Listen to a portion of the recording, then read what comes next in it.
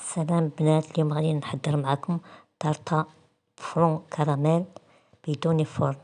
كتكون من 3 طبقات. عندنا كاطو او بسكوي، عندنا حليب، عندنا زبدة، فرون كراميل، دانون مسوس، فرماج كيري.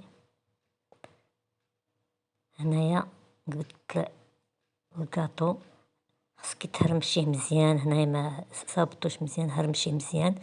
زدتلو باكيان تاع اوريو، خلطتو بكاس زبدة،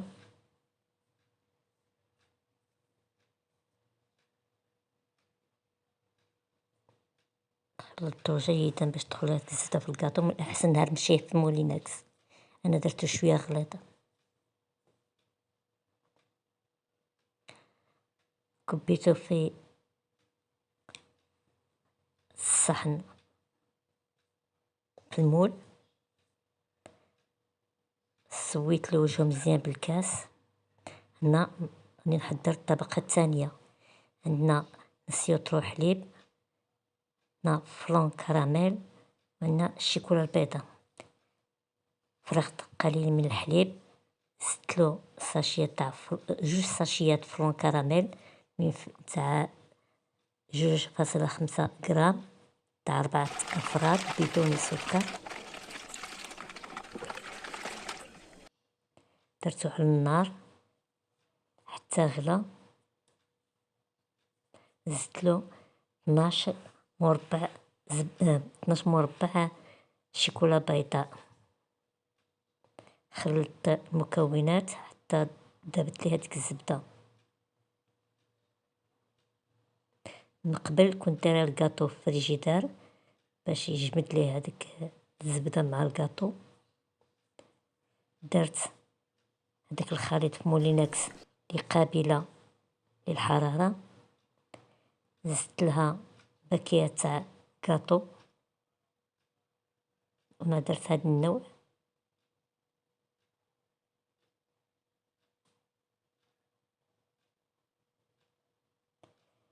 جوج دانونات مسوسين بدون سكر، 5 فرماجات تاع كيري،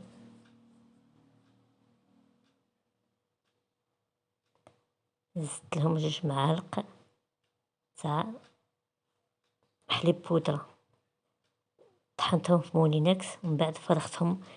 في الحين فرغتهم في الصفاية باش الا كان باقي لي شي كاطو ما تهرمش مزيان، ما يفوتليش الطورطة كما هو واضح في الصورة. دخلت المول الثلاجة. الآن الطبقة الثالثة درت كاس تاع العنبة عمر بالماء. هنا ما كانش باقي لي فرون كراميل، درت وحدة فاني وحدة فرون كراميل. زدت لهم السكر، 4 تاع المعالق تاع السكر. خلطت المكونات، زدت لهم قليل من النسكافيه. درت الخليط على النار حتى غلالي. من بعد خليته شوية برد. من الأحسن تكبي بمعلقة، أنا درت هنايا ما صورتش اللقطة نتاع اللي فرغت هداك الخليط الثالث. درت الطورطة، زوقتها بشوية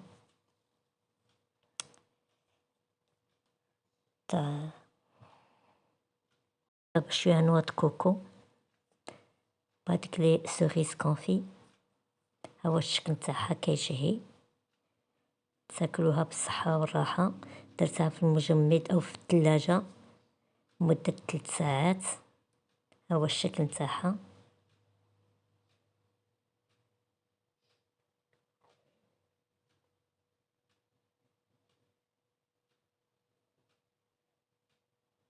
وإلى الملتقى في فيديو جديد إن شاء الله.